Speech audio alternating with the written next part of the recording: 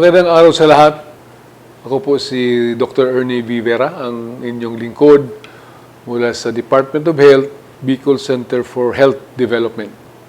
Base sa partial and official quick count noong May 12, 2023 at 9 o'clock a.m., naitalang 48.83% pa lamang ng target population ang nabakunahan ng measles rubella vaccine sa Kabikulan matapos ang 8 araw ng pagbabakuna.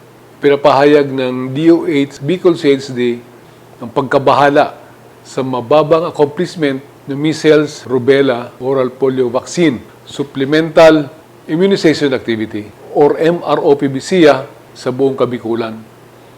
Base sa DOH Department Memorandum 2022-0585, nakatakdang magbakuna ang rehiyon ng 85% ng target population sa unang 10 araw ng pagbabakuna.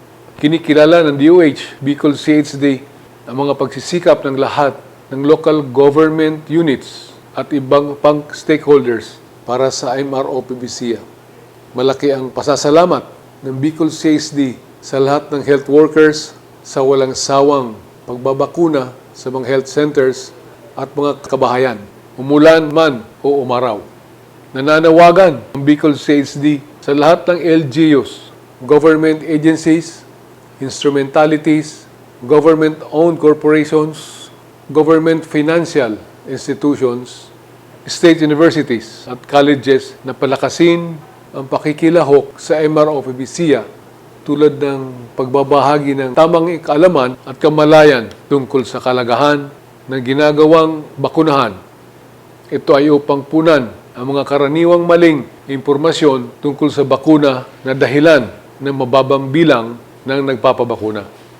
Ang DOH Bicol CHD ay patuloy na magbibigay ng technical assistance ukol sa mga hamon na ito sa MROPV-SIA. Nananawagan din ang Bicol CHD sa lahat ng mga magulang at tagapag-alaga na agad na pabakunahan ang inyong mga anak edad 9 to 59 buwan laban sa tikdas at rubella at edad 0 to 59 na buwan laban sa polio. Ang bakuna ay libre, epektibo at napatunayan ng ligtas na sa siyensya at pag-aaral ng mahabang panahon ng mga eksperto sa kalusugan. Ito ay nagbibigay ng karagdagang proteksyon sa mga bata laban sa nakakahawa at nakakamatay na sakit ng tikdas, rubella at polio. Bisitahin lamang ang pinakamalapit na health center para sa schedule ng pagpapabakuna. Sikiting ligtas sa dagdag bakuna kontra polio, rubella at tikdas. Diyos mabalo sa Indogabos.